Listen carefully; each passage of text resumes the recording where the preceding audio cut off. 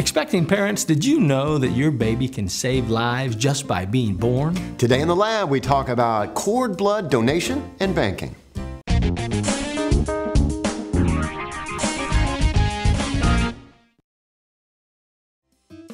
We all know that birth is a miraculous process, but here's a new bit of magic. A safe, pain-free, and non-controversial process, extracting cord blood from the umbilical cord immediately after the baby is born, that can save lives. To learn more about this process, we talked to Mary Beth Fisk from the South Texas Blood and Tissue Center and also Natalie Curry from allaboutcordblood.com. Well, cord blood is the blood that is in the placenta for the baby to supply the baby the nutrients that it needs during its growth process. At time of birth, the cord blood can be collected and actually stored, processed, tested, and stored, and then provided back to patients in need of a blood-making stem cell transplant. This cord blood that can be collected is the blood that would otherwise be thrown away as medical waste. My sister, Emily, her cord blood was actually the first collection of cord blood ever, and her cord blood was used to treat my fatal blood disorder called Fanconi's anemia. And without a bone marrow transplant or a cord blood transplant, I would die before age of 10. And her cord blood was saved to be used for my cord blood transplant in Paris, France. And I was the first female recipient of a cord blood transplant.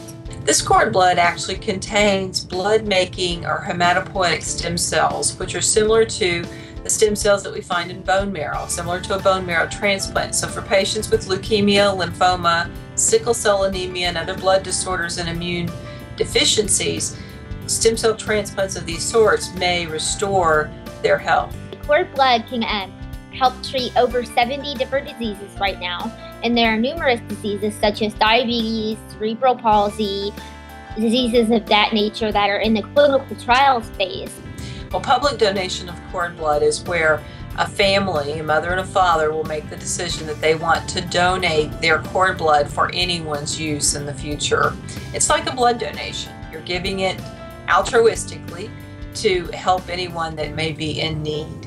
Additionally, there is no cost to the mother or the baby or the family to donate their cord blood for public use.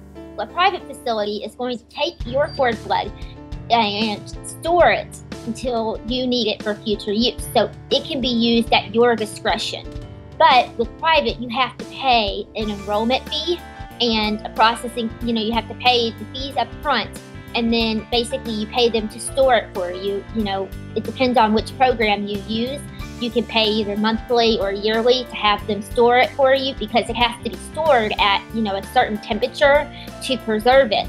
Wow, that's an amazing story. And what's really amazing, there's so many other people out there that could benefit from cord blood treatments. It's incredible the kind of research that's going on around stem cells right now. Now, is that the controversial stem cells that we hear in the news? Not at all. As she said, these are stem cells that cord blood is rich in stem cells. That's what makes it so incredibly valuable. And it's stuff that was medical waste that was just thrown away. So there's nothing controversial about extracting that and using it to treat patients. That sounds like it definitely ought to be a part of everybody's birth plan. Everybody should consider it. And the first thing you need to do is find out if your hospital is one of the lucky few that actually offers collection of cord blood. If it's not, you should go to the southtexasblood.org website, and that'll give you information about their mail-in program, which is really unique and allows people all over the country to contemplate donating the cord blood. And another great online resource is parentsguidecordblood.org. This website's got lots of great general information,